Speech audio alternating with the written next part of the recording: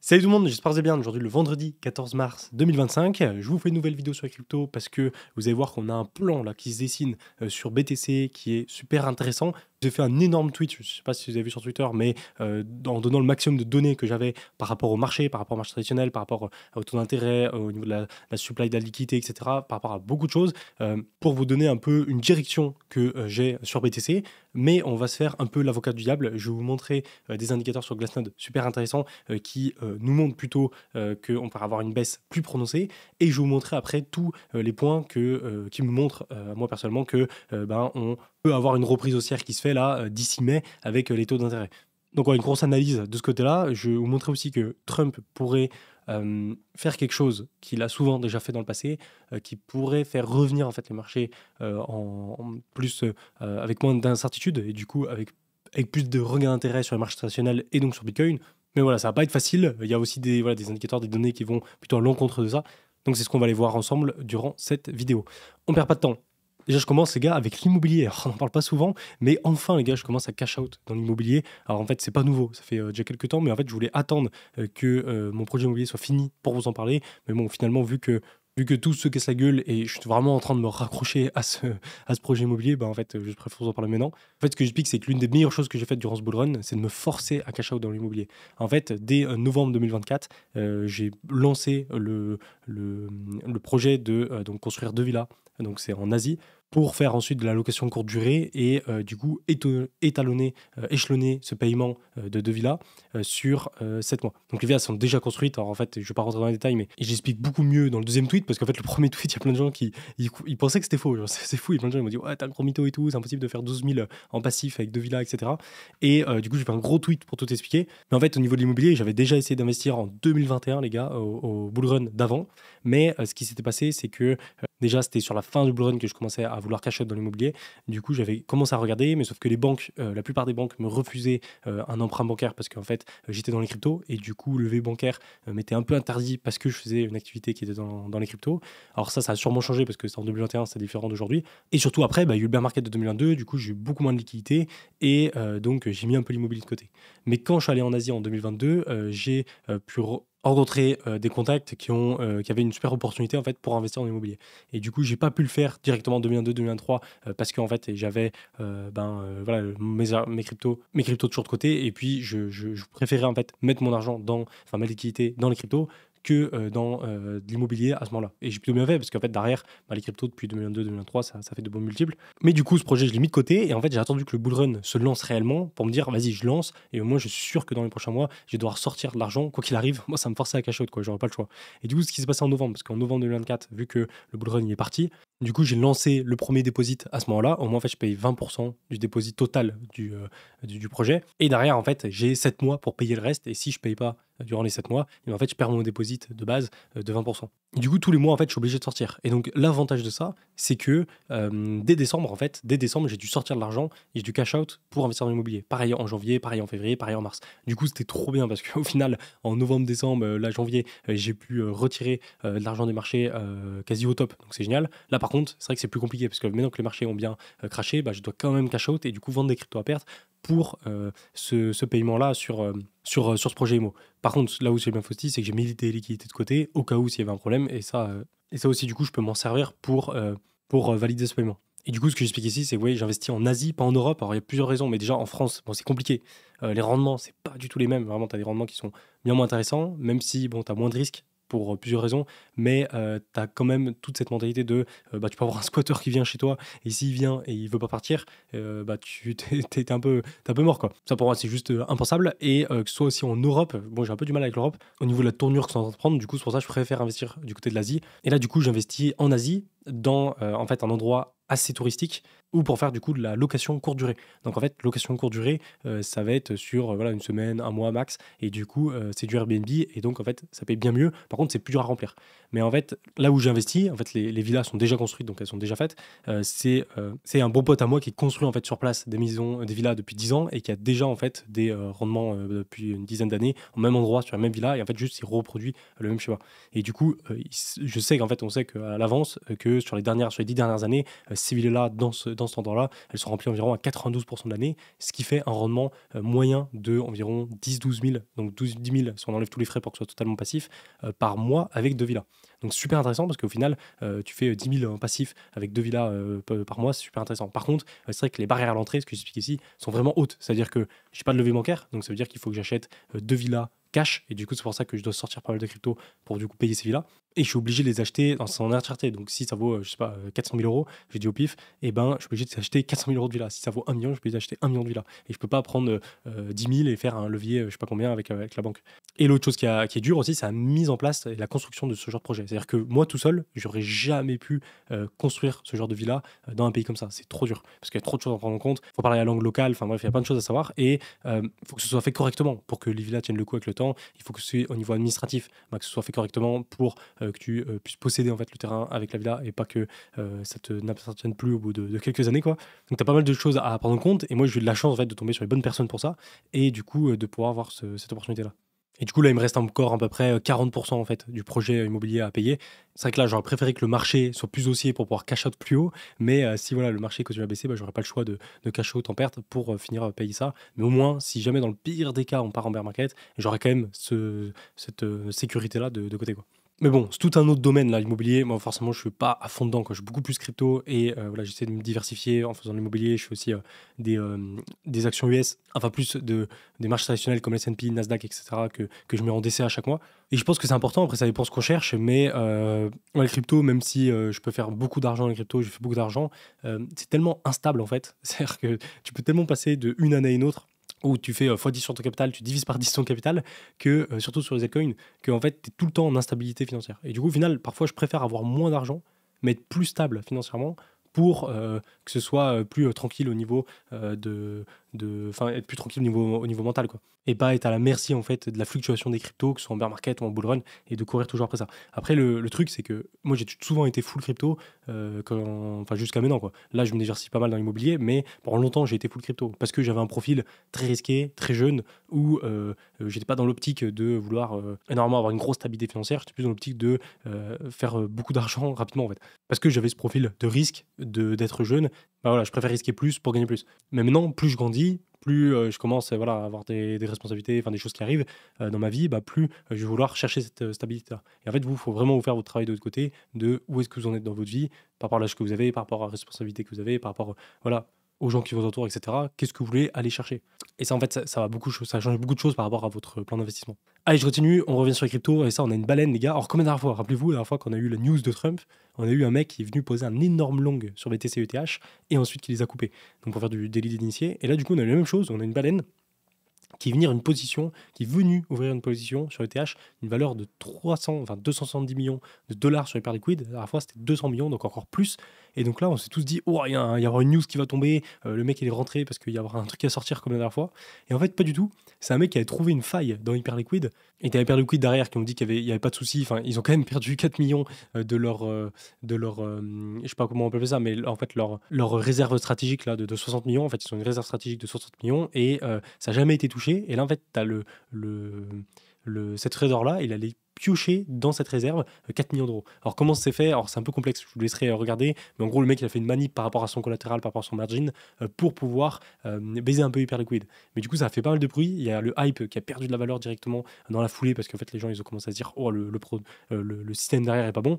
Mais Hyperliquid ont bien réagi, ils ont dit que ouais, ils avaient baissé les leviers sur les cryptos pour éviter ce genre de problème, et qu'ils allaient corriger ça, quoi. Mais ouais, c'est assez drôle quand même de voir sur Hyperliquid, l'un des DEX là, qui est le plus utilisé, où tu as énormément de volume dessus, qu'il y a toujours des failles comme ça avec un collatéral, quoi, tout simple, qu'on peut aller chercher. Bon, ensuite, une stat effrayante, les gars, certains altcoins qui affichent près de 100% de leur holder en perte. C'est-à-dire que si tu prends tous les investisseurs, 100% des investisseurs de cette crypto, et ben 100% ils sont en perte. Non mais ça, c'est une dinguerie.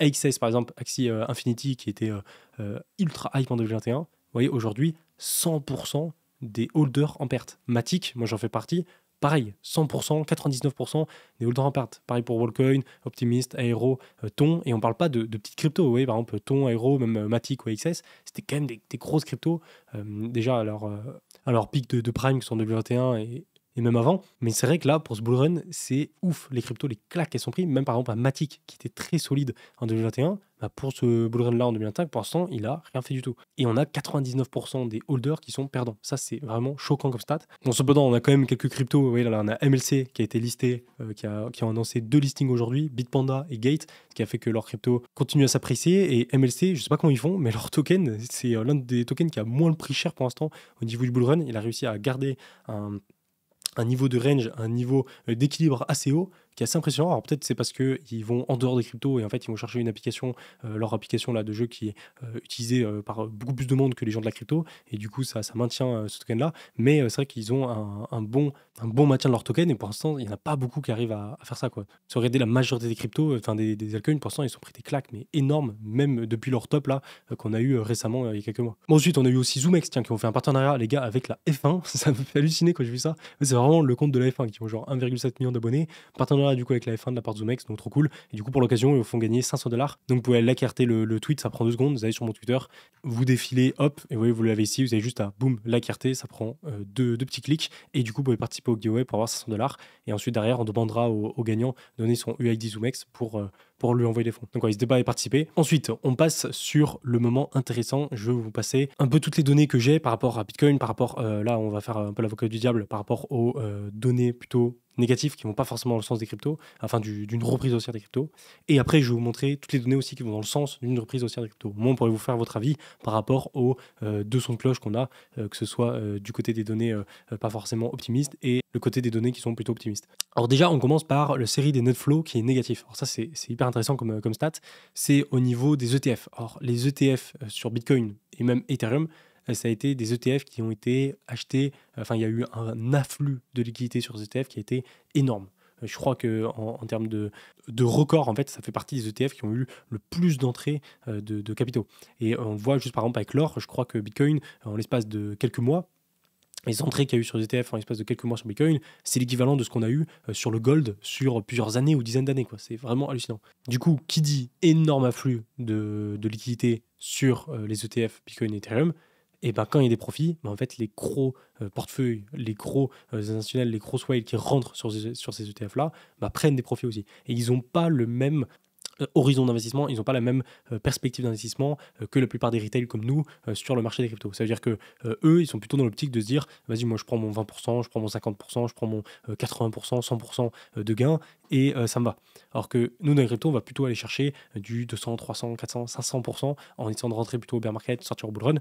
Et du coup, c'est différent. Et là, en fait, on a eu énormément d'afflux d'ETF en entrée durant les mois où les ETF sont sortis. Donc vous voyez, là on le voit très bien, de mars, mai, juillet, septembre, novembre, et là de novembre, décembre ça a explosé. Et là vous voyez, petit à petit, c'est en train de sortir. On le voit aussi, vous voyez, sur Ethereum. Donc c'est pas encore dramatique, vous voyez, c'est juste une baisse qui suit un peu le mouvement des cryptos, donc c'est pas une chute brutale. Mais on voit qu'il y a déjà des profits qui commencent à être pris du côté des ETF, ce qui n'était pas forcément le cas avant, vous voyez. Et en fait, ce qui est dur à savoir par rapport à ces données-là, c'est est-ce que c'est une prise de profit? Est-ce que c'est une anticipation d'une correction? Est-ce que c'est un repositionnement stratégique? Voilà, ça peut être plein de choses différentes. En tout cas, ce qui est sûr, c'est que pour l'instant, on a des flux de sortie qui sont sur les ETF. Et donc, on a un risque de ce côté-là de se dire que le mouvement persiste et que, en fait, on a cette dynamique-là de flux d'ETF qui sort de plus en plus et qu'on a trouvé du coup le top sur le Bitcoin et les Ethereum. Et en fait, les ETF sont déjà en train de pricer ça en vendant leur position. Ensuite, les autres indicateurs par rapport à ça, qui sont hyper intéressants aussi, c'est les holders court terme et long terme qu'on a ici. Et on a aussi la trend score, qui est juste là, qui est aussi intéressante. En gros, cet indicateur-là, il nous montre quoi? Il nous montre la taille des acteurs du marché, donc les baleines ou les gros portefeuilles. Et la deuxième chose, c'est la force d'accumulation. Et en fait, il faut regarder du coup la couleur de cet indicateur. Donc plus en fait on va aller vers le 1, donc plus on va aller vers le violet noir, plus ça veut dire qu'il y a une forte accumulation pour les investisseurs. C'est-à-dire que les investisseurs sont en train d'accumuler et qu'en général, mais souvent on a une dynamique haussière en fait, qui arrive dans la même foulée. Inversement, plus on se rapproche du niveau 0, plus ça veut dire qu'on a une phase de distribution où on a beaucoup moins d'accumulation et du coup souvent des phases de marché où ça corrige pas forcément, mais c'est plus calme. Et on le voit, regardez au niveau des points, ouais, si vous regardez un peu les niveaux de points plutôt noirs, on est souvent sur les phases d'accumulation ici. Vous voyez tout le long, phase d'accumulation, là ça commençait et là de nouveau phase d'accumulation, on montait. Et les phases jaunes, c'est plutôt des phases un peu de distribution, donc où c'est beaucoup plus calme, ça accumule pas. Vous voyez, on stabilise le temps de repartir en tendance haussière. Alors c'est pas tout le temps vrai, par exemple ici on a commencé à accumuler alors qu'il n'y avait pas forcément d'intérêt, pareil ici. Mais c'est vrai qu'actuellement, si on regarde, vous voyez, on a une grosse phase jaune, donc distribution où les gens arrêtaient d'accumuler. Oui, c'est vraiment, dès qu'on a commencé à arrêter d'accumuler ici, on a fait un premier top et ensuite on a arrêté de monter. Et là, vous voyez, plus on baisse, plus on commence à repasser un peu dans le range et de commencer à réaccumuler, mais on a de la marge.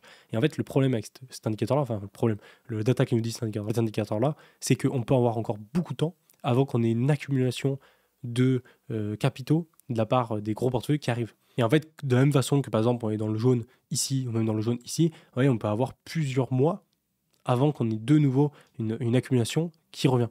Et donc en fait, si on a plusieurs mois qui passent, on peut avoir un bottom plus profond qui se fait en dessous des 70 000 avec une période un peu chiante de range où on attend l'accumulation qui arrive et quand l'accumulation arrive, boum, on repart sur un deuxième top comme on avait fait par exemple en 2021. Ça, c'est clairement possible, mais ça prend tout l'été, quoi. Ça va prendre pas mal de temps. Et donc, ce sera plus une réaccumulation qui arrivera pour la fin d'année. Donc voilà, c'est un peu ce que nous dit cet indicateur. L'autre indicateur qui est un peu dans ce sens-là aussi, c'est du coup les holders court terme et les holders long terme. Que ça, j'adore comme indicateur, c'est assez pertinent en général. En gros, ce qu'on remarque donc en bleu, vous voyez, c'est vraiment donc, les gens qui ont du Bitcoin à long terme, qui achètent et qui vendent du Bitcoin à long terme. Et en rouge, donc c'est l'inverse, c'est les gens qui achètent du Bitcoin et le vendent à court terme. Et en général, ce qu'on remarque, on arrive souvent, vous voyez, sur les tops de marché qu'on a eu ici en 2019 ou en 2021, quand on a les courts termes qui explosent, donc qui achètent énormément, et les longs termes qui, eux, vendent énormément. Vous voyez, à chaque fois, c'est pareil, quand ils vendent énormément et que là, ça achète énormément, on a du coup une polarité, enfin, je ne sais pas si ça s'appelle une polarité, mais un écart énorme qui se fait. Et donc, à ce moment-là, souvent, on est vers un top de marché. Et de nouveau, ici en 2021, on avait un écart énorme, top de marché. Et en fait, ce qui est un peu dérangeant avec ce qu'on a eu actuellement, c'est que là, on se retrouve en fait dans ce truc où on a les courts termes qui ont acheté massivement et que les longs termes ont vendu massivement. Et là, petit à petit, en fait, c'est en train de s'inverser. On a les longs termes qui sont en train de racheter et les courts termes qui sont en train de revendre. Et du coup, en fait, on arrive sur le croisement qu'on a un peu ici quand on compare avec les différents tops. Donc ça, vraiment moyen comme stat. Et le truc, là, c'est par rapport à ces indicateurs, c'est qu'en fait, si la tendance donc, des courts termes continue à partir, donc comment par exemple on a eu ici ou ici, et que les longs termes continuent de petit à petit racheter, en fait, on va avoir une phase de baisse qui va être beaucoup plus profonde, beaucoup plus lente avant de repartir, quoi. Et du coup, ça va dans le sens de l'indicateur que je vous montrais au-dessus, celui-là, qui serait plus dans une phase de réaccumulation qui arriverait plutôt en fin d'année, pas avant septembre, quoi. Donc voilà, ça c'est pour le côté un peu des indicateurs qu'on a, des données qu'on a qui sont pas en faveur en fait d'une reprise haussière, mais plutôt en faveur d'une distribution. Donc ça veut dire que le marché se calme, et, enfin il continue à corriger et il continue à poser des bottoms et à commencer à construire une base pour une prochaine hausse haussière avec une accumulation des portefeuilles, des gros portefeuilles qui commencent à revenir petit à petit. Mais tout ça va se dérouler sur plusieurs mois, plusieurs trimestres, quoi. Donc si ça arrive réellement, et là on est en mars, il faut attendre au moins avril, mai, juin, juillet, août, septembre, au moins 6 mois minimum pour qu'on ait une récupération qui arrive, quoi. Et ça va être chiant. Ça va être chiant, surtout si on n'a pas cash out, quoi, parce que on va avoir les altcoins, tout le marché qui va continuer à dégueuler, quoi. Après, derrière, là, je vais passer sur le côté qui est plus optimiste pour une reprise haussière, et on a pas mal de points aussi qui vont dans ce sens-là. Donc c'est pour ça que je vous donne un peu les deux tableaux pour que vous fassiez votre propre avis de votre côté. Alors, ce que je dis dans ce tweet, c'est, tiens, ça fait 2 mois que les influx, on vous colle le bottom à chaque baisse, mais pas grave, je vous donne quand même mon avis de permaboule pour les prochains mois sur les cryptos. Alors, il y a plusieurs choses à prendre en compte déjà au niveau de la Fed et au niveau surtout de BTC. Donc, au niveau de la Fed, ce que je dis, ce qui est super important, là, que je vous répète dans les dernières vidéos, il faut vraiment regarder en priorité du côté de la Fed et du côté des marchés traditionnels pour voir en fait qu'est-ce qui se passe sur ces marchés traditionnels qui nous donnent une corrélation directe avec Bitcoin. Ça, c'est pas nouveau, on le voit clairement la corrélation qu'il y a entre Bitcoin et les marchés traditionnels qui en découlent de l'économie, de la géopolitique, de la politique de Trump, des taux d'intérêt de la Fed et de l'inflation. Et donc, si on regarde de ce côté-là, on a une conférence le 19 mars, donc c'est bientôt, c'est la semaine prochaine, où on a Powell qui va du coup parler des prochaines baisses des taux d'intérêt, enfin des prochains niveaux de taux d'intérêt. Du coup, moi, ce que j'explique, c'est que moi, personnellement, je prends le pari que durant sa conférence, Powell va essayer d'être le plus rassurant possible pour ne pas déclencher des baisses supplémentaires sur le marché. Donc je pense que Powell, en fait, il va prendre une position là le 19 mars, donc on verra hein, parce que c'est pas une certitude, mais moi je pense personnellement qu'il va prendre une position de voilà, d'être rassurant, de dire voilà, vous inquiétez pas, on va dans l'optique de baisser les taux d'intérêt, etc. pour le mois de mai. Et du coup, je pense qu'il va vraiment orienter son discours vers une baisse des taux d'intérêt pour le 7 mai 2025. Parce que le 7 mai 2025, il y a du coup les annonces de la Fed par rapport aux taux d'intérêt. Et à ce moment-là, ce qu'on vise, c'est une baisse des taux d'intérêt. Et pourquoi on privilégie cette baisse des taux d'intérêt au niveau du mois de mai? Parce qu'il faut regarder un peu au niveau des stats. Et si on regarde, les probas sont actuellement pratiquement de 50% pour une baisse des taux d'intérêt pour le mois de mai. Et on le voit ici, ouais, au niveau des stats là, de la Fed, vous pouvez le retrouver directement sur leur site. Mais en gros, oui, actuellement, les points sont de 425 à 450. Et s'ils les baissent du coup à 400, 425, eh ben, on a 47% de chance, on estime que ce soit le cas. Et 50%, donc un tout petit peu plus que ce soit identique en fait et qu'ils ne changent pas les taux d'intérêt. Donc en fait, soit ils vont pas changer les taux d'intérêt, soit ils vont les baisser. Et le but pour nous, c'est qu'ils les baissent. Et ce pourcentage de probabilité-là, oui, il a 47%, mais tous les jours, il augmente un peu. Donc il y a moyen qu'il dépasse les 50% dessus-là et que du coup, voilà, Powell privilégie ce postulat-là de baisser les taux d'intérêt. Autre point aussi qui est intéressant, qui est très important je trouve, c'est les liquidités qui sont en attente sur les marchés traditionnels, mais aussi sur les cryptos. Alors au niveau des cryptos, on le voit par rapport aux stablecoins. On voit que sur les cryptos, il y a de plus en plus, la supply des stablecoins augmente de plus en plus. Donc ça veut dire qu'on a une accumulation des stablecoins dans l'attente d'avoir une opportunité voilà, pour rentrer sur les cryptos et du coup avoir un afflux de liquidités sur les cryptos, mais on a aussi la même chose sur les marchés traditionnels par rapport à la M2. Donc la M2, c'est la monnaie globale, je ne sais plus exactement, mais je l'ai ici. Michael Saylor, ouais, il nous en a même fait un tweet, c'est la... donc en fait en français, ouais, c'est la masse monétaire mondiale, donc ils appellent ça le M2, qui explose, et ça en sous en fait, c'est assez corrélé par rapport au Bitcoin. Vous voyez, on voit en général que, regardez ici, ouais, dès que le M2 commence à péter ouais, à ce niveau-là, et bien en fait BTC, ouais, quelques semaines après, boum, il reprend de la valeur. Par ici, ouais, là le M2 il avait commencé à péter en septembre et en fait quand il a commencé à monter très très fort, bah, là Bitcoin a commencé à repartir aussi 1 ou 2 mois après. Et là de nouveau, ouais, depuis mars ici, on commence à avoir la M2 aussi qui vient s'accentuer et qui vient augmenter de la même façon qu'on avait eu avant. Donc en fait, on a beaucoup de liquidité au niveau de la masse monétaire globale qui arrive et en général, ouais, on a une corrélation qui est assez positive par rapport à Bitcoin. Du coup, on peut anticiper le fait qu'on va avoir beaucoup de liquidités qui vont s'arrêter sur les marchés. Après, c'est un indicateur comme un autre, donc ça veut dire que voilà, c'est une donnée comme une autre, mais c'est pas parce que la M2, enfin la liquidité globale augmente qu'on va avoir les marchés ou on va forcément avoir de la liquidité qui tombe sur les marchés. Ça dépend d'autres choses aussi, des taux d'intérêt, ça dépend de comment se comporte Trump aussi. Mais ce qui est intéressant, c'est que quand on combine les deux, et ce que fait Michael Saylor, quand on combine l'oscillateur RSI qui nous monte en général, bah, rappelez-vous le RSI oscillateur c'est classique, mais combiné à ce genre de liquidité comme la M2, c'est intéressant. Quand vous voyez qu'on a une décharge assez grosse sur le RSI, voilà, par exemple en 14 jours, en 2 semaines, et qu'on voit le RSI est en survente, donc ça veut dire qu'on a une vente assez importante par rapport à d'habitude, par rapport à ce moment-là, et qu'à côté, on a une masse monétaire globale qui augmente fortement, c'est plutôt bon signe.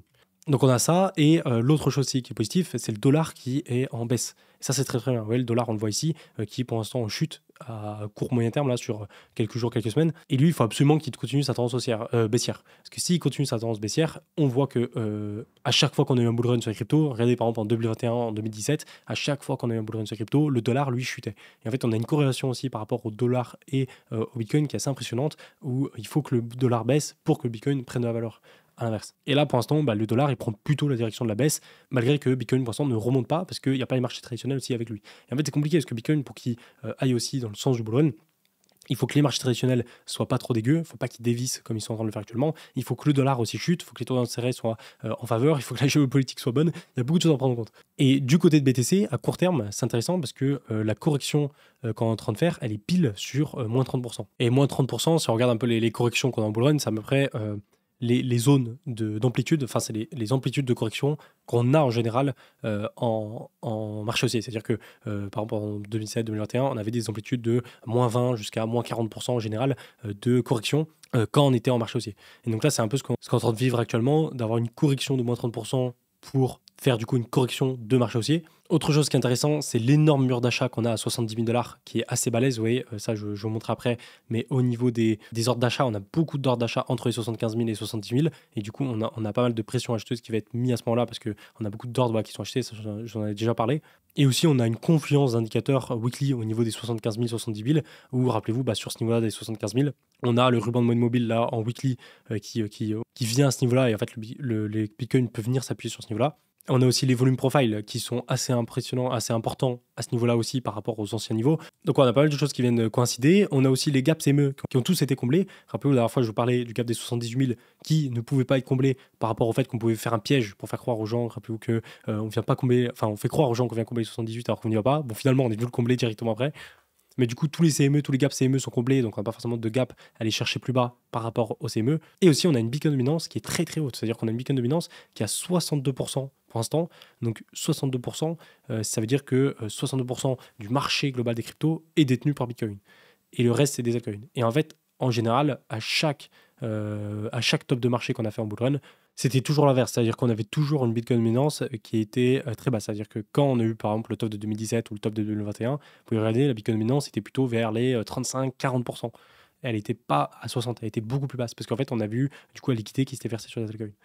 Et donc, avoir par exemple un top de bull run là, par rapport au fait qu'on a une Bitcoin dominance qui est encore très très haute avec la liquidité qui ne s'est pas versée sur les altcoins, c'est assez étonnant. C'est pas impossible. Comme d'hab, en fait, on peut tout avoir. On peut avoir tous les scénarios où la liquidité ne va pas se verser sur les altcoins et elle reste sur Bitcoin. C'est assez étrange, mais voilà, ça peut arriver. Mais c'est vrai que c'est quelque chose qui s'ajoute en plus au scénario de c'est une correction de marché haussier et pas le bear market. Et le dernier point qui est intéressant, c'est, ça c'est pas non plus grand chose, mais à court terme, on a une petite divergence, je l'avais déjà montré dans la dernière vidéo, petite divergence là en daily qui est pas trop mal. Aussi, dans la foulée, juste après, on a eu les chiffres de l'inflation qui sont tombés, qui sont excellents. Regardez les gars, c'est abusé. À chaque fois, vous voyez, regardez le précédent, la prévision, et à chaque fois on est en dessous. Donc c'est parfait. C'est-à-dire que, par exemple là, on visait, pour le IPC annuel, on était à 3%, on visait 2,9 et on a fait 2,8. Donc on a fait encore mieux que la prévision. Pareil, on visait 0,3, on a eu 0,2. On visait 3,2, on a eu 3,1. On visait 0,3, on a eu 0,2. Excellent. Pareil ici, pour le IPP, donc au niveau de l'inflation US, là aussi, au niveau mensuel, au niveau du IPP et IPP Core, pareil, vous voyez, on visait 0,3, on a eu 0. On visait 0,3, on a eu 0,1. Donc les chiffres de l'inflation qui sont très très bons. Et on a aussi Trump dans la foulée qui nous a dit qu'il pense que les marchés vont monter en flèche. Et en général, Trump, intéressant, mais il faut l'analyser par rapport à comment il négocie, comment il voit les deals géopolitiques qu'il fait avec les différents gouvernements. En fait, il a une méthode très, très bien à lui où il va négocier très fort. C'est-à-dire qu'il ne va pas laisser le choix aux autres, il va dire « moi je veux ça ». Et il va un peu bouder en mode moi je veux ça et quoi qu'il arrive je ne bougerai pas de position. Et donc il va dire ça pour essayer d'avoir ce qu'il veut, et quand il va voir qu'il n'aura pas ce qu'il veut, et il peut revenir sur sa décision. Et ça arrive souvent en fait. Trump, il revient sur sa décision, et c'est un truc qu'on a souvent vu faire, même avant qu'il soit au gouvernement. Quand il était entrepreneur, il faisait beaucoup ça. Il y a une vidéo, je ne sais plus où j'ai vu cette vidéo, je ne sais plus c'est quel média qui avait fait une vidéo là-dessus qui expliquait un peu la façon dont Trump négocier, et c'était assez intéressant à voir. Et en fait, là, tout le bordel qui est sur le marché traditionnel actuellement, par rapport au fait aussi que les US augmentent les frais de douane sur un peu tous les pays, Mexique, Canada, tout ça, la Chine aussi, et c'est Trump qui négocie en mode voilà, moi je veux ça, je veux un truc que j'estime être bien pour mon pays, mais qui n'est pas du tout bien pour votre pays, et il laisse pas trop le choix. Et puis quand il va voir que il y a aucun pays qui va vraiment accepter, enfin que ça va être compliqué à mettre en place, il va pouvoir revenir en arrière et commencer à négocier avec les pays pour avoir un truc plus chill pour que ça convienne à tout le monde.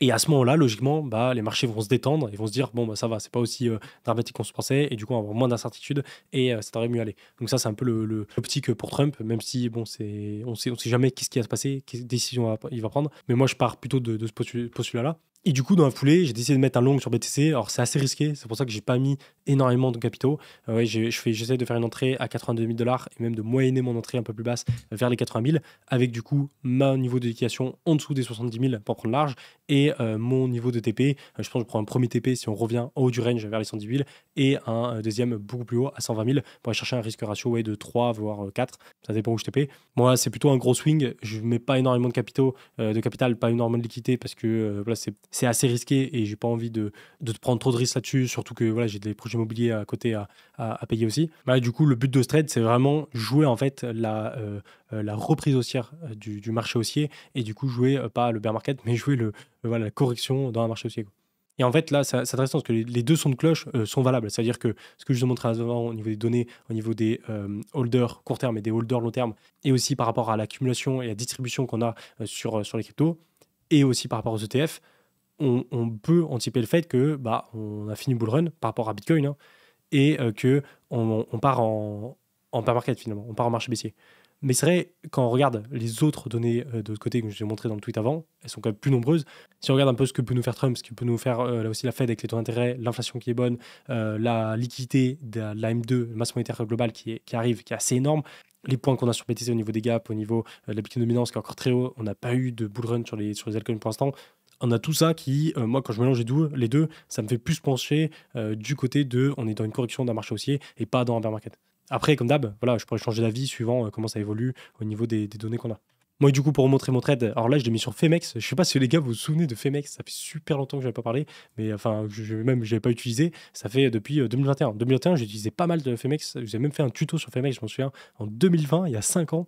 Et j'utilisais pas mal en 2021, et après j'ai arrêté d'utiliser parce qu'il y a Bybit qui était arrivé assez fort, et du coup j'utilise plus Bybit, et après je suis passé chez BitGet, mais là du coup je suis repassé chez Femex parce qu'ils ne demandent pas de KYC, donc ça rend pratique. Et surtout, ce qui est trop bien je trouve, c'est qu'il y a des sub-accounts, et ça les gars, on l'a pas sur, je comprends pas pourquoi les autres sections je le mets pas. Mais en gros, ouais, quand j'ai sur mon profil ici, je peux mettre switch account, et là par exemple je peux passer sur Crypto Future 2.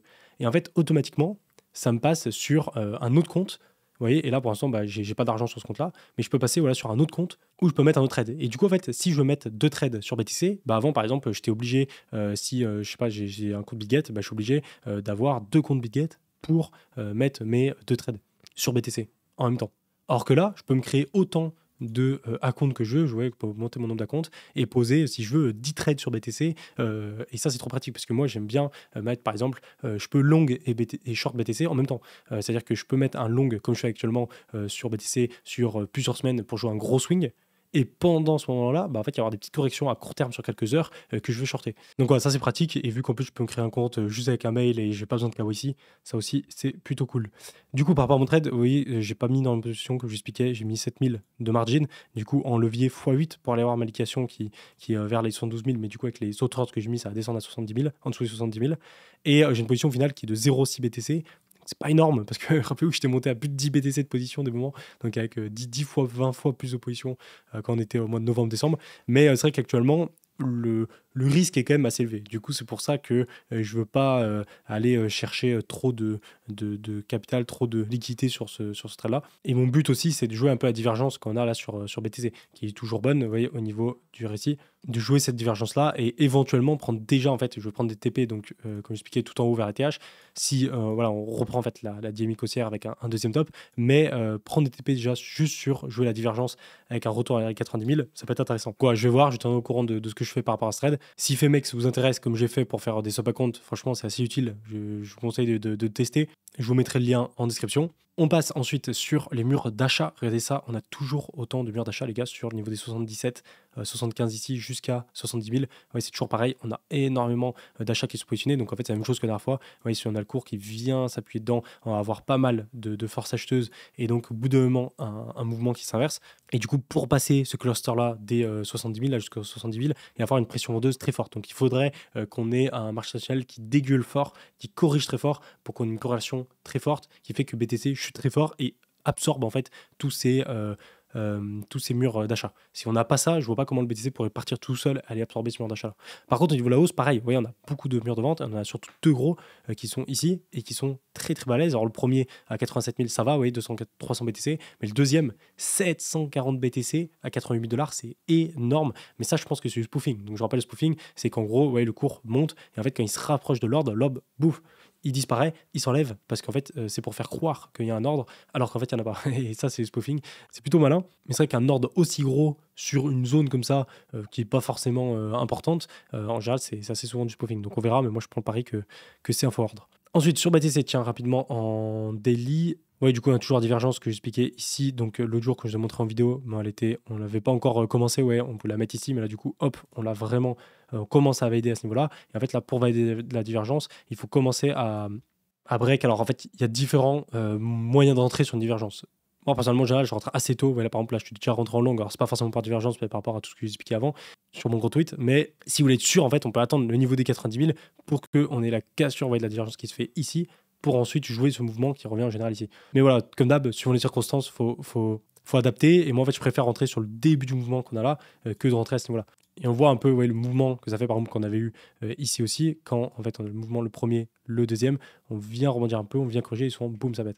Donc on verra après une divergence, voilà, c'est cool, mais si on n'a pas le reste qui va avec au niveau de la Fed, au niveau de la géopolitique, tout ça par rapport au marché traditionnel, ça sert à rien. Bon, le Bitcoin dominance, regardez, qui continue à monter, ouais, ce que j'expliquais tout à l'heure, on n'a jamais vu un top de marché qui s'est fait avec une Bitcoin dominance qui était très haute. Là, par exemple, en fin 2017, décembre 2017, on a eu le top sur BTC. Ouais, décembre 2017, fin décembre 2017, on était ici. Donc on était à 39% de Bitcoin dominance. On avait eu toute la Bitcoin dominance qui avait complètement chuté. Et en 2021, ouais, c'était pareil. On a eu le début du bull run ici vers janvier 2021 et on a fait que chuter au niveau de la Bitcoin dominance. Et on a eu le top, le premier top qui s'est fait en mai 2021, donc ici, et le deuxième top en novembre 2021. Donc c'était novembre 2021, ouais, c'était ici. Donc on a eu les deux tops qui sont faits là. Et la Bitcoin dominance était très très basse à 40%. C'est vrai que ce serait assez fou d'avoir par exemple un top de marché là, un bear market qui se lance, alors qu'on a une Bitcoin dominance qui s'est jamais retournée, quoi. Ce serait assez ouf parce qu'en général, on a plutôt ce moment-là où voilà, on est très haut, on vient chercher le top de bull run, ensuite on repart en bear market tout le long, donc la Bitcoin dominance reprend de l'amplitude durant le bear market, et dès qu'on arrive en bull run, boum, avec le season. On reprend l'amplitude sur Bitcoin tout le long du bear market, et dès qu'on arrive en bull run, boum, grosse season, et de nouveau on retrouve le top du marché souvent qui est assez bas au niveau de la Bitcoin dominance. On verra, hein, pour une fois ça se trouve ça va être l'inverse, et au final on va pas du tout faire comme les autres cycles, quoi, et on fera un cycle assez lunaire où on n'a pas du tout fait ce qu'on envisageait, mais ça peut arriver. Moi personnellement, par rapport à ce qu'on a là, par rapport à toutes les données que je vous ai données dans cette vidéo, je vise plutôt une reprise haussière du marché par rapport au taux d'intérêt qu'on a et par rapport à la conférence qui va nous être donnée là, par Powell le 19 mars, et suivant ce qu'il dit par rapport à la conférence de mai, et si en mai il descend ses taux d'intérêt, je pense qu'on va avoir une reprise haussière avant l'été. Si par contre c'est pas favorable, je pense qu'il faudra attendre la fin d'année pour avoir une deuxième jambe haussière. Et ce qu'on pourrait très bien faire aussi, c'est comme en 2021, vous voyez, où en 2021 on avait fait donc une première jambe haussière énorme, une grosse correction durant l'été, vous voyez, qui avait commencé ici en mai et qui avait fini au niveau de juillet-août, et qui avait repris pour la fin d'année, avec un double top et ensuite bear market. Et ça, c'est clairement quelque chose de possible. Vous voyez, où au final, le scénario, comme j'expliquais juste avant, on reprend avant l'été, du coup, on fait un scénario comme ça, hop, et ensuite, ouais, on trouve un top et on corrige. Bah, ce scénario-là, c'est celui que je privilégie, mais si les taux d'intérêt et tout ça, c'est pas bon, et ben en fait, on peut très bien corriger plus, aller chercher plus, ouais, 50 000, 60 000, etc. Et finalement, on reprend vers la fin d'année, et c'est à la fin d'année, on fait un deuxième top pour ensuite partir en bear market. Et là, on fait boum, grosse divergence, et on part en bear market. Et en fait, ce qui est un peu frustrant, c'est que quand on regarde uniquement Bitcoin, on peut se dire que le bull run, il est fini. On peut se dire ça sur Bitcoin, c'est pas impossible, parce que regardez, quand on dézoome complètement, vous voyez, ça paraît pas déconnant. C'est-à-dire qu'on le voit, les cycles qui suivent sont assez cohérents. Vous voyez, on monte très fort, corrige, on monte très fort, on corrige, on monte très fort. Et on voit au fur et à mesure du temps, l'amplitude, elle se restreint. Vous voyez que 2017, il est moins gros que 2013, que 2011 et que 2021, et plus petit aussi que ce qu'on a eu en 2007, et inversement. Vous voyez. Et là, le final, l'ATH qu'on a eu à 100 000, il est un peu proportionnel aux anciens ATH qu'on avait fait. Par contre, c'est vrai que sur les altcoins, c'est un massacre. On a eu 0 ATH. Même sur ETH, la plus grosse crypto, on n'a pas eu d'ATH. C'est assez lunaire. Donc voilà pour ça. Si on regarde rapidement les marchés traditionnels, qu'est-ce qu'il faut regarder? Il faut regarder les niveaux clés. Il faut regarder les niveaux pivots pour savoir si on est dans une correction ou si on commence à passer dans une correction beaucoup plus importante. Et ces niveaux, c'est les anciens plus bas qu'on a fait au niveau des clôtures weekly. Donc comme d'hab, en fait, la théorie de dos, hein, donc quand on est dans un marché haussier, on a des plus hauts de plus en plus hauts, et etc., des plus bas de plus en plus hauts. Et dès qu'en fait, on va commencer à faire un plus bas que le précédent ici, bah souvent, en fait, vous voyez, on change de dynamique. Et après, inversement, il faut rechanger de dynamique avec un plus haut qui est plus haut que le précédent. Donc voilà, ça, c'est vraiment la base de chez base. Et là, en fait, ce qu'on perçoit, c'est qu'à chaque fois, c'est pareil. Par exemple, là, vous voyez, on fait des plus hauts de plus en plus haut, etc. Donc, on est en tendance haussière. Et en fait, le moment, vous voyez ici, on fait un plus bas qui est plus bas que le précédent, boum, on part en tendance baissière. Et ça dure un peu plus longtemps. Et là, c'est la même chose. C'est-à-dire que là, vous voyez, on a des plus hauts de plus en plus haut. Vous voyez, à chaque fois, c'est une tendance haussière. Et là, en fait, on est toujours dans cette dynamique-là, vous voyez, de plus haut de plus en plus haut. Mais si on commence à faire une clôture weekly qui est plus bas que l'ancienne correction, donc l'ancienne correction qui était ici, parce que ça, bon, c'est pas vraiment des très petites corrections, mais c'est plus, vous voyez, ce niveau de correction, par exemple, qu'on va avoir ici, qui sont importants à regarder. Et on voit que là, vous voyez, on est vraiment sur une dynamique qui est haussière. Et donc, c'est pour ça que clôtures, les clôtures weekly qu'on va faire dans les prochaines semaines vont être super importantes parce que si on est là, on s'arrête ici, et là on remonte, c'est bon, on est toujours dans une dynamique qui est haussière. Par contre, si on vient chercher plus bas, donc plus bas que ce niveau-là, vous voyez, et qu'on vient faire une clôture weekly en dessous de ce niveau, comme ça, et bah du coup on inverse la tendance et en fait on se retrouve dans le même scénario qu'on avait ici. Vous voyez, on inverse la tendance et là du coup c'est la porte ouverte pour aller voilà, plus bas et aller faire une correction plus profonde et qui a duré plus longtemps. Et du coup là on part sur le scénario où tout l'été en fait on n'est pas bon quoi et on continue à dégueuler. Pareil du côté du Nasdaq, hein, c'est la même chose, sauf que le point pivot ouais, est un petit peu différent, mais c'est la même à peu près la même chose quoi. On était vraiment sur pareil une dynamique qui était haussière avec des plus bas de plus en plus haut. Là c'est encore le cas, mais si on vient clôturer en dessous de ce niveau, bah, en fait on sera sur un plus bas qui est plus bas que le précédent et donc on part dans une tendance qui est baissière. Donc ça c'est au niveau graphique. Après au niveau de tout ce qui est données extérieures, et ben en fait ça dépendra des taux d'intérêt, ça dépendra voilà, de l'inflation qu'on a vu, mais ça en tout cas les taux d'intérêt et l'inflation ça va plutôt dans le bon sens, mais ça dépendra aussi des conflits qu'on a au niveau géopolitique, au niveau des guerres, l'Ukraine, Israël, tout ça, et aussi surtout au niveau de la politique de Trump. Si Trump veut s'acharner et continuer à dire moi je veux imposer mes dilemmes, je veux imposer mes choix par rapport aux frais de douane, par rapport à tout ça, ça peut continuer à créer de l'incertitude et donc de la peur sur les marchés. Mais s'il est plus dans l'optique de se dire vas-y je vais calmer, je vais commencer à négocier, commencer à revenir en arrière par rapport à ce que j'ai dit pour négocier par rapport aux frais de douane, par rapport à tout ça, ben on va avoir moins d'incertitude et donc les marchés vont plus s'apprécier. Et vu que Trump a annoncé que les marchés vont bientôt monter en flèche, c'est peut-être que lui derrière, dans sa tête, il se dit vas-y, je vais être plus chill, au moins il y aura moins d'incertitude et les marchés vont remonter. Donc à voir, mais c'est vrai que pour Trump, pour lui, il n'y a pas d'intérêt à que les marchés partent en correction forte, quoi. Donc il y a plutôt intérêt à se calmer. Donc voilà pour tout ça. Je finis avec le commentaire du jour qui m'a fait bien fait rire. Cette année, c'est pas l'alcool season, c'est la carotte season qu'on a eu. Et on a aussi appris à danser la Trump and Dump. Au final, c'est un peu le problème de chaque bull run. Là, moi, personnellement, je pense pas qu'on est sur un top de bull run. Mais tu sais jamais. Parce qu'en 2021, par exemple, moi, je pensais pas qu'on était sur un top de bull run non plus. Et pourtant, on était dessus. C'est pour ça aussi que j'ai mis en place le fait de cash out dans l'immobilier, quoi qu'il arrive, pour que même si je me trompe, bah, j'ai quand même pu cash out. Mais c'est vrai que les cryptos, c'est toujours une galère, quoi. C'est toujours une galère psychologiquement parce que tu te dis bon vas-y il y a plein de données qui montrent qu'on n'est pas en fin de bull run et qu'on est toujours dans un marché haussier, mais à la fois tu as des nouvelles données qui arrivent qui font pas dans ce sens-là et puis tu te dis bon là il y a personne qui est gagnant, enfin la majorité des retail, 90% des retail ils ont pas pu cash out, même plus, et en fait c'est ce que va chercher le marché, c'est-à-dire que le marché va faire gagner beaucoup d'argent mais à chaque fois il va faire en sorte que les retail, que les gens ne gagnent pas d'argent et que du coup ça nous la met à l'envers quoi. Comme en 2017, comme en 2021, comme actuellement. Donc c'est toujours compliqué parce qu'en fait on est entre les deux, entre de se dire ah ça se trouve c'est le top parce que voilà on a voulu piéger un maximum de gens, mais à la fois il y a des données qui nous montrent que bah, ça peut pas être vraiment le cas. En tout cas j'espère que cette vidéo vous aura aidé parce que j'ai pris le maximum de données là que j'avais à court terme pour vous donner un plan sur les côtés plutôt pessimistes du bear market et les côtés optimistes pour dire que c'est une correction d'un marché haussier. Donc n'hésitez pas à me dire qu'est-ce que vous en concluez vous en commentaire, qu'est-ce que vous en pensez de tout ça. N'hésitez pas aussi à passer en inscription, je vous mettrai Femex pour vous créer des sub-accounts, vous allez voir que c'est plutôt pratique. Avec aussi 100 KYC, ça c'est pratique, vous avez juste à mettre votre mail et au moins vous avez un compte sans besoin de prouver votre identité ou autre. Je crois que c'est tout ce que j'ai à vous dire, ça fait une grosse vidéo, je vous salue et moi je dis à plus. Ciao!